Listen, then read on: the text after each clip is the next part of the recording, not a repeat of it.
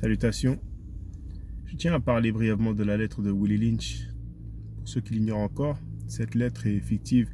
Beaucoup de gens croient qu'elle est véridique, mais ce n'est pas le cas. Il y a 15 ans de cela, j'avais partagé cette lettre.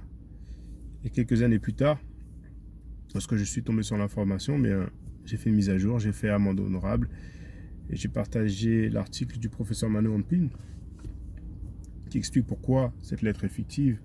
Il y a beaucoup de raisons, notamment le fait que aucun des abolitionnistes ou d'esclavagistes de l'époque n'ont mentionné Willie Lynch ou William Lynch, ou peu importe le nom que vous lui donnerez, ni même sa lettre ou sa méthode de contrôle des esclaves.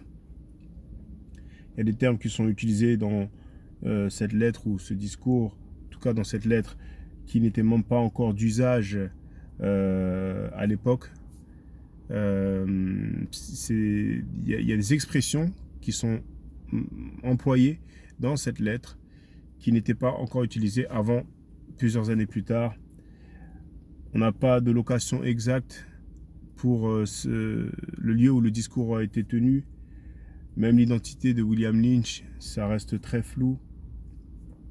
Il y a énormément de raisons pour lesquelles c'est faux. Et je ne voulais pas m'étaler de toute façon.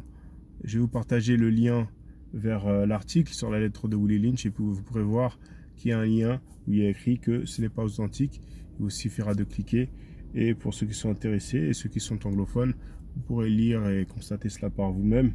Donc c'est important à chaque fois que vous croisez quelqu'un qui vous parle de cette lettre de William Lynch ou de Willie Lynch, de préciser que c'est fictif, parce que malheureusement certaines personnes tiennent le discours que si nous sommes dans cette situation, c'est à cause de la lettre de Willie Lynch et ça fonctionne jusqu'à aujourd'hui, etc. Il faut arrêter. Voilà. En tout cas, c'est très important de savoir faire amende honorable. Parfois on tombe sur une information, on pense que c'est véridique et plus tard on s'aperçoit que c'est pas le cas. Bien, quand on a un minimum d'intégrité, il suffit de le dire, ça tue pas et puis voilà, c'est comme ça. Voilà.